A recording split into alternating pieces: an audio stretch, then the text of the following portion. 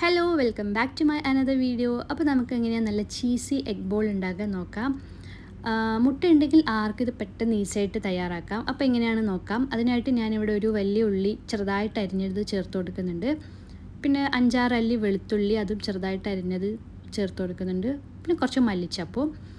ഇനി നമുക്കിതിലേക്ക് പൊടികൾ ചേർത്ത് കൊടുക്കണം. അതിനായിട്ട് ഞാനിവിടെ കുറച്ച് മഞ്ഞൾപ്പൊടി, 1 ടീസ്പൂൺ കാശ്മീരി ചില്ലിപ്പൊടി, പിന്നെ 1/2 ടീസ്പൂൺ ഗരം മസാല പൗഡറും 1/2 ടീസ്പൂൺ പെപ്പർ പൗഡറും കൂടി ചേർത്ത് കൊടുക്കുന്നുണ്ട്. പിന്നെ നമുക്കിതിന് ആവശ്യമായ ഉപ്പും കൂടി ചേർത്ത് കൊടുക്കാം.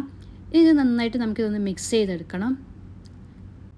നമുക്കിത് പെട്ടെന്ന് സ്നാക്സ് കഴിക്കണമെന്ന് തോന്നുകയോ അല്ലെങ്കിൽ പെട്ടെന്ന് ഗസ്റ്റൊക്കെ വരുമ്പോൾ നമുക്ക് ഈസി ആയിട്ട് ഉണ്ടാക്കാൻ പറ്റുന്ന ഒരു റെസിപ്പിയാണ്. ഇനി നമുക്കിതിലേക്ക് വേണ്ടത് മുട്ടയാണ്. ഞാൻ ഓൾറെഡി 4 മുട്ട ബോയിൽ ചെയ്ത് ഗ്രേറ്റ് ചെയ്ത് വെച്ചിട്ടുണ്ട്. അതാണ് നമുക്കിതിലേക്ക് ആഡ് ചെയ്ത് കൊടുക്കേണ്ടത്. ഇനി ഈ മുട്ടയും കൂടി ഇട്ട് കൊടുത്തിട്ട് നമുക്ക് നന്നായിട്ട് ഇതൊന്ന് മിക്സ് ചെയ്തെടുക്കാം. ഇനി മുട്ട നന്നായിട്ട് മിക്സ് ആയിക്കാൻ നമുക്കിതിലേക്ക് വേണ്ടത് മൊസറല്ല ചീസാണ്. ഇത് ഓപ്ഷണലാണ്. ഇതുണ്ടെങ്കിൽ ആഡ് ചെയ്ത് കൊടുക്കാം, അല്ലെങ്കിൽ ഇത് സ്കിപ്പ് ചെയ്യാം. അതും കൂടി ഇട്ട് കൊടുത്ത് നമുക്ക് നന്നായിട്ട് ഇതൊന്ന് മിക്സ് ചെയ്തെടുക്കാം. ഓക്കെ, അപ്പോൾ നന്നായിട്ട് മിക്സായി വന്നിട്ടുണ്ട്. ഇനി നമ്മൾ കയ്യിൽ കുറച്ച് ഓയിലാക്കിയിട്ട് നമ്മളിത് ഓരോന്നും ബോളാക്കി എടുക്കണം.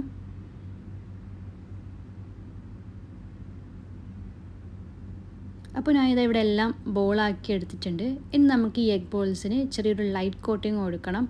അപ്പോൾ അതിനായിട്ട് നമുക്ക് ആദ്യം കുറച്ച് 1/2 കപ്പ് മൈദ, 1 ടീസ്പൂൺ അരിപ്പൊടി, കുറച്ച് ഉപ്പും അതുപോലെ തന്നെ കുറച്ച് വെള്ളവും കൂടി ആഡ് ചെയ്തിട്ട് ഇതൊന്ന് മിക്സ് ചെയ്തെടുക്കാം.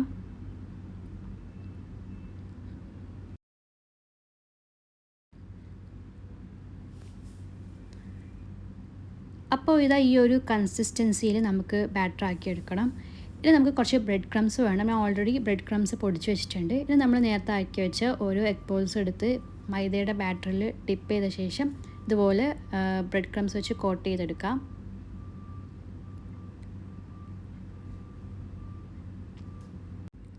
അപ്പോൾ ഞാനിത് എല്ലാ എഗ് ബോൾസും കോട്ട് ചെയ്തെടുത്തിട്ടുണ്ട്. ഇനി നമുക്കിതൊന്ന് ഫ്രൈ ചെയ്തെടുക്കാം. അപ്പോൾ നമ്മൾ ഓയിലിൽ നന്നായിട്ട് ചൂടായി വന്നു കഴിഞ്ഞാൽ നമുക്ക് ഓരോ എഗ് ബോൾസും ഇട്ടിട്ട് ഒന്ന് ഫ്രൈ ചെയ്തെടുക്കാം. ഒരുപാട് കുക്ക് ചെയ്യേണ്ട ആവശ്യമില്ല. ഓൾറെഡി നമ്മൾ എഗ്ഗൊക്കെ ബോയിൽ ചെയ്തിട്ടതാണ്. അപ്പോൾ ജസ്റ്റ് ആ ഒരു കോട്ടിങ് മാത്രം ഒന്ന് നന്നായിട്ട് ഫ്രൈ ആയിട്ട് വന്നാൽ മതി.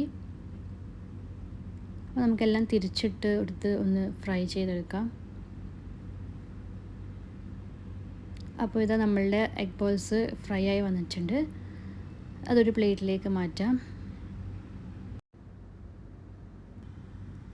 അപ്പോൾ ഞാനിതാ എല്ലാ എഗ് ബോൾസും ഫ്രൈ ചെയ്തെടുത്തിട്ടുണ്ട്. നമ്മളുടെ ചീസി എഗ് ബോൾസ് ഇവിടെ റെഡി ആയിട്ടുണ്ട്. നിങ്ങൾ ഇതുപോലെ ട്രൈ ചെയ്തിട്ടില്ലെങ്കിൽ ട്രൈ ചെയ്ത് ഇതിൻ്റെ ഫീഡ്ബാക്ക് എന്തായാലും കമൻസിൽ പറയാം. അപ്പോൾ നിങ്ങൾക്ക് എൻ്റെ വീഡിയോ ഇഷ്ടമായെങ്കിൽ ലൈക്ക് ചെയ്യുക, ഷെയർ ചെയ്യുക, സബ്സ്ക്രൈബ് ചെയ്യുക. താങ്ക്